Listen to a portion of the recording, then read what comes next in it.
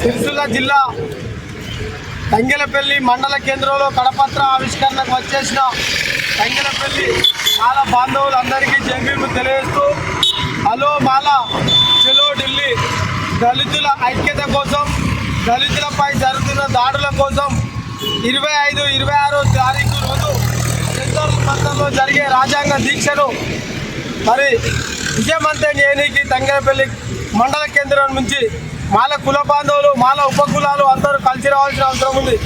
Roster విధానం పైన కావచ్చు, మరి పార్లమెంటుకు అంబేద్కర్ పేరు పెట్టాలని, కరెన్సీ నోటు మీద అంబేద్కర్ ఫోటో ముద్రించాలని, ఇటీవల సుప్రీంకోర్టు జడ్జి పైన బూట్తో దాడి చేయడం, హర్యానాలో మాల ఎస్పీ ఆయనే ఆత్మహత్య చేసుకోవడం, ఇలాగా దేశంలో ఎన్నో సంఘటనలు జరుగుతున్నాయి. రోస్టర్ విధానంలో ఆర్టీసీలో వచ్చిన ఉద్యోగాలకు 1000 ఉద్యోగాలలో మాలలకు 25 కూడా రాలేదు.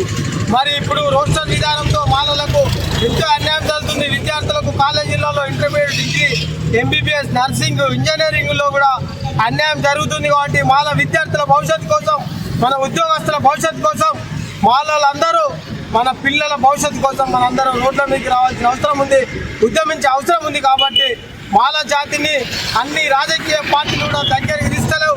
రాజకీయ పార్టీలు కూడా మరి మాలలను విభజిస్తున్నారు, వ్యతిరేకిస్తున్నారు. కాబట్టి మన ఐక్యత చూపించుకోనికి, అంబేద్కర్ రాజ్యాంగాన్ని కాపాడుకోనికి మనందరం ముందుకు కావాల్సిన అవసరం అని చెప్పి సందర్భంగా జై భీమ్, జై మాల, హలో మాల చలో ఢిల్లీ 25, 26 తారీఖు విజయవంతం చేయడానికి తంగెలపల్లి మండల కేంద్రంకి వెళ్ళి అధిక సంఖ్యలో రావాల్సిందిగా జై భీమ్, జై మాల.